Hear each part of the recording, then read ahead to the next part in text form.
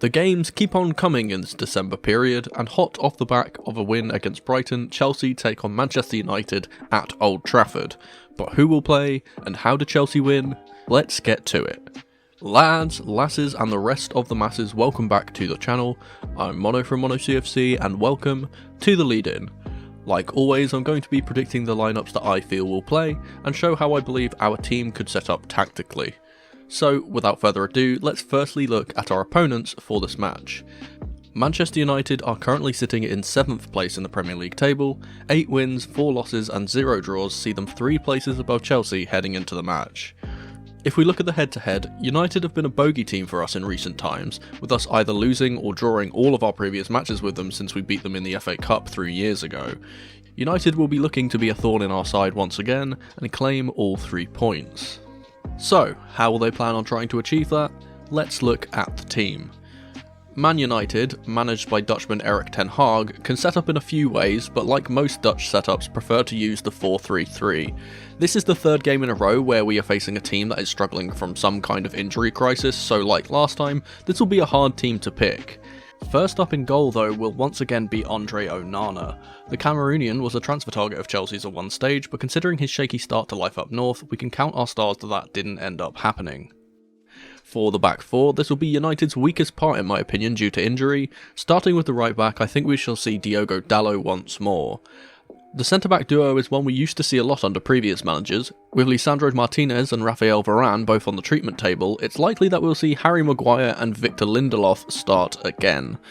The left-back is pretty standard for United. Malacia is out injured, but Luke Shaw would have likely started regardless if he was fit or not anyway. Moving into the midfield, we'll start with the 2 holding players. First up will be Scotsman Scott McTominay.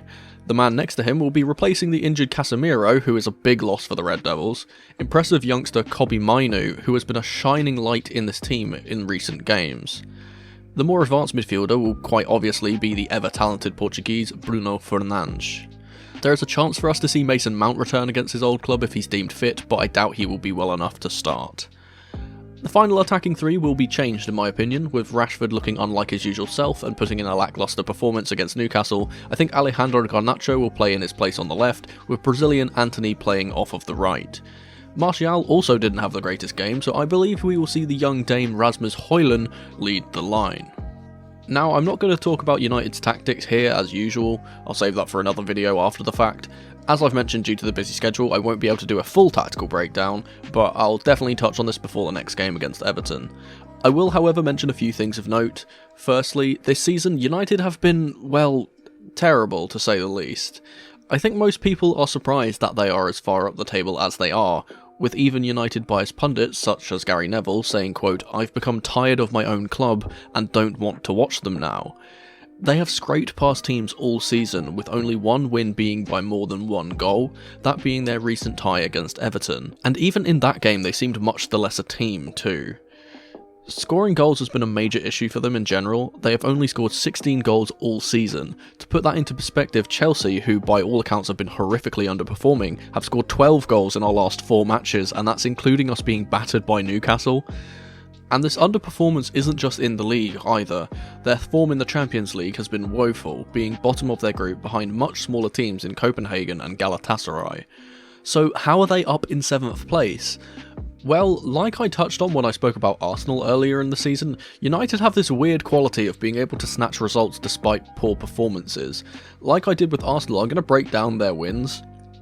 Starting with the first game of the season against Wolves, they got dominated all game but Wolves were wasteful, and then snatched a late winner.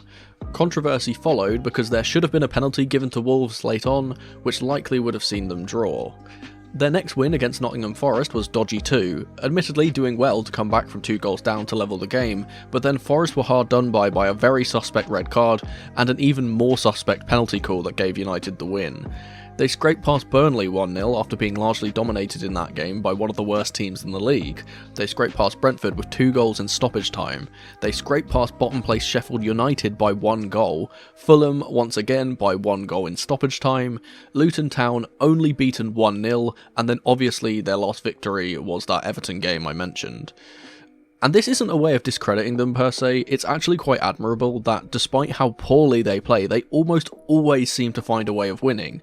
The only other thing to note is that, as I mentioned earlier, United haven't drawn a single game in the league this season. Considering how this fixture has resulted in a draw more often than not in recent times, I think this will be an outlier of a game, with one team taking home all 3 points. But, as usual, I'd like to focus more on our own team from now on, so speaking of the Blues, let's talk about Chelsea. But real quick, if you're enjoying the content and want to see more, please consider subscribing to the channel. Cheers. Let's start with the formation, same as usual, 4-2-3-1 or 4-3-3. We have some players returning and still a lot of players unavailable, so let's hope we can form a good team here regardless. So first up in goal, I'm going to be putting in Robert Sanchez. I think he had a very good game against Brighton, especially considering how the crowd was on his back since minute 1. Some big claims, decent saves and good distribution, and there's no doubt he starts once again. Now the back four will be certainly changed from the last game, and we'll start by putting in the right back. Returning to the side will be recently suspended captain Reece James.